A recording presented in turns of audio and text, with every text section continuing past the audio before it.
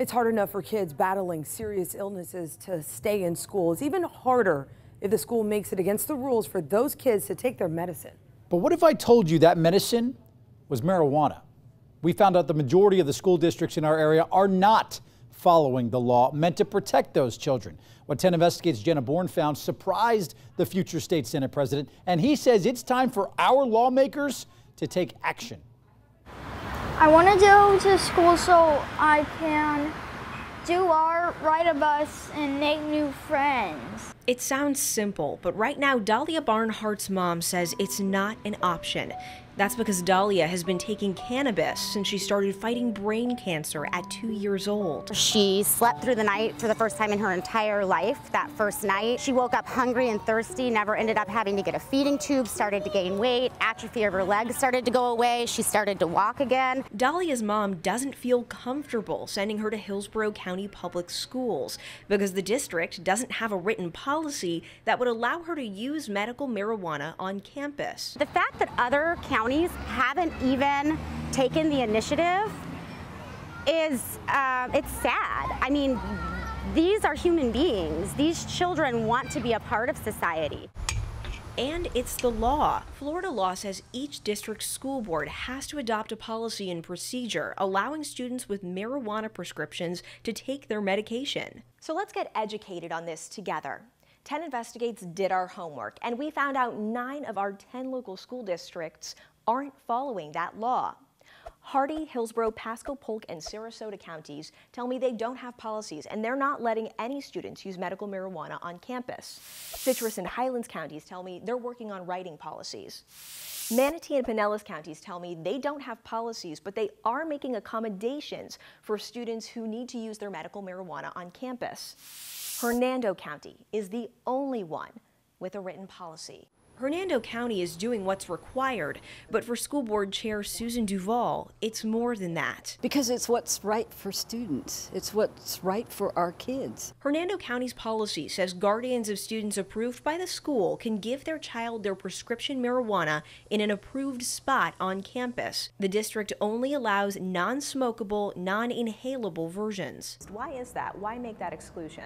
We want it to be as least intrusive on other students as possible. And we are smoke-free campuses. Given that there are other forms that you can utilize to administer it, we did not want anything smokable on our campuses. Most of our local school districts tell me they're not following the state law because it conflicts with federal law, which still doesn't allow medical marijuana. The state law also conflicts with Florida's own constitution, which says schools don't have to allow medical marijuana on campus. I guess our local school boards pick and choose which laws they want to follow. I brought school districts' concerns to Pasco County State Senator and future Senate President Wilton Simpson. What do you say to school districts that are worried about losing federal funding?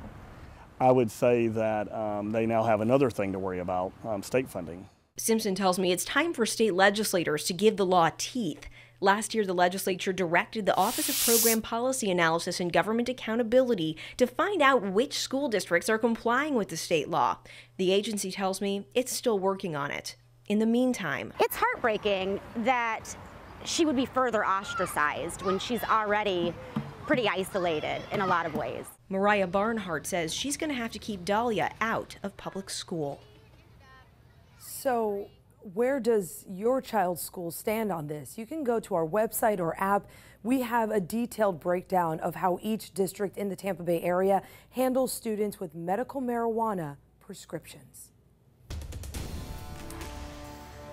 On Monday, Jenna uncovered most of our local school districts were not following a state law meant to protect sick kids. And today the state took action because of that investigation. A statewide action. We told you on Monday only 1 of our 10 local school districts is complying with state law. The law requires all districts to adopt a policy and procedure allowing students with medical marijuana prescriptions to take their medicine during the school day. Today, the State Department of Education tells us it sent this letter to every school district in the state.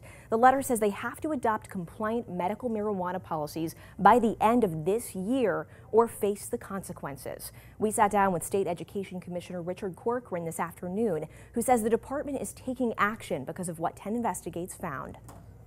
What kind of penalties could these school districts face? Oh, everything. I mean, we could withhold salaries of the superintendent. We can withhold funding to the district. We can withhold and make them ineligible for grants. They risk literally when the law says, as a school board member or superintendent, do X, and they're not doing it, they can risk suspension and removal from office. Hernando County Public School District is the only one in our area that already has a policy. Now the other 9 districts in Tampa Bay and every district now in the state is going to have to join it. So stressful for some of those parents. And you can find the 10 Investigates report that sparked this statewide action on our website and our mobile app right now. Just click Investigates.